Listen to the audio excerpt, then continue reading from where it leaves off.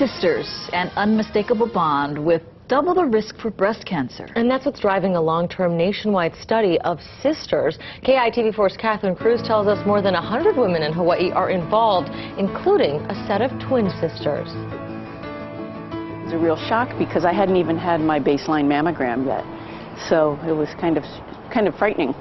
Honolulu resident Cindy McMillan was only 39 when she was diagnosed with breast cancer. Like so many others, she wondered why. We grew up vegetarian, and we grew up very active. So to have a diagnosis like that at such an early age was a mystery. Nobody knew why. McMillan's twin sister Susan worried too. Was it something in the environment growing up, or was it in the genes, even though there was no family history of breast cancer?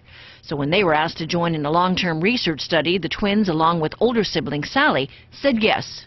Both of my sisters are into data, and so they were both very willing to participate. They were happy to be data points. A researcher came out to their homes, collected dust, collected fingernail and nail clippings, collected hair samples, and so it was quite an intensive process. The sister study has been tracking more than 50,000 women over a 10-year period. Since the study began, 2,000 sisters have been diagnosed with breast cancer. Fortunately, most were diagnosed early. Lead researcher Dale Sandler can't say enough about the loyalty of study participants. The response rate is extremely high at 95%, higher than most other studies. Thanks to a Komen donation of close to $2 million, researchers were able to launch a second related study called the Two Sister Study, which looks not just at siblings, but at their parents. The studies are able to look at social issues, treatment experiences, and lifestyle changes. McMillan wonders if, in her case, years of exposure to secondhand smoke at work may have been the trigger.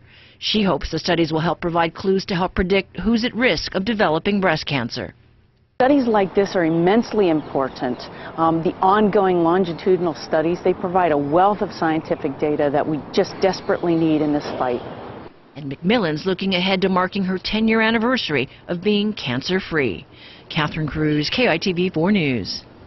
Such important research, and KITV4 News is a proud supporter of the Susan G. Komen Race for the Cure Sunday, October 20th in Kapiolani Park. Round up your supporters and join us for that race. Check out the As Seen On section of KITV.com for more information. And I know, Paula, you're going to be out there both emceeing part of it and walking as well. Walking it with some KITV folks. It's going to be great. So join us. We want to see you there.